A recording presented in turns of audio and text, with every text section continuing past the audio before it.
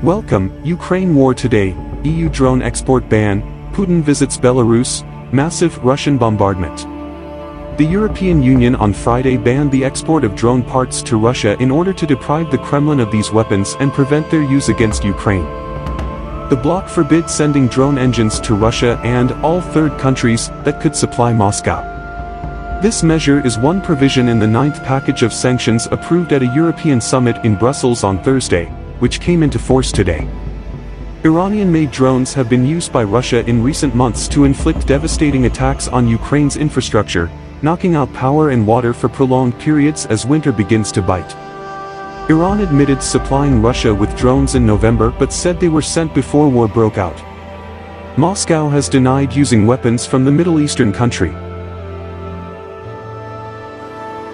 We continue to target the economy and those who play a decisive role in this brutal war, European Foreign Minister Josep Borrell said in a statement.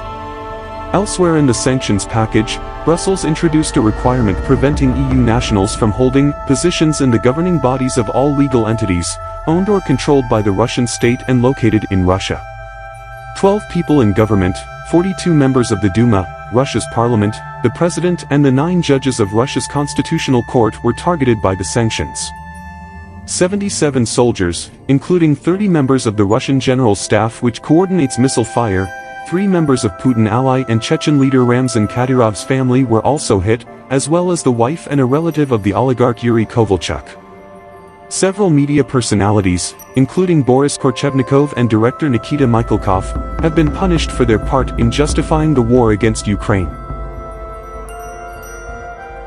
The EU's blacklist of persons and entities banned from visas and whose assets in the EU are seized now includes 1,386 individuals and 171 entities. Russia launched a new barrage of missiles at Ukraine on Friday and air defense systems went into operation across the country, Ukrainian officials said.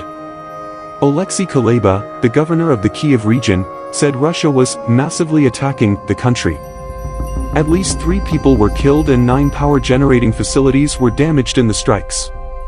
Ukraine's air defenses took out 60 out of 76 incoming missiles fired at critical infrastructure, Ukraine's top general said.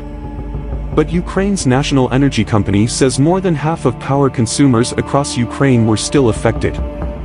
Considering this is already the 9th wave of missile strikes on energy facilities, the restoration of the power supply may take longer than before, Ukrenergo added. Emergency power shutdowns had been introduced across the country to enable repairs.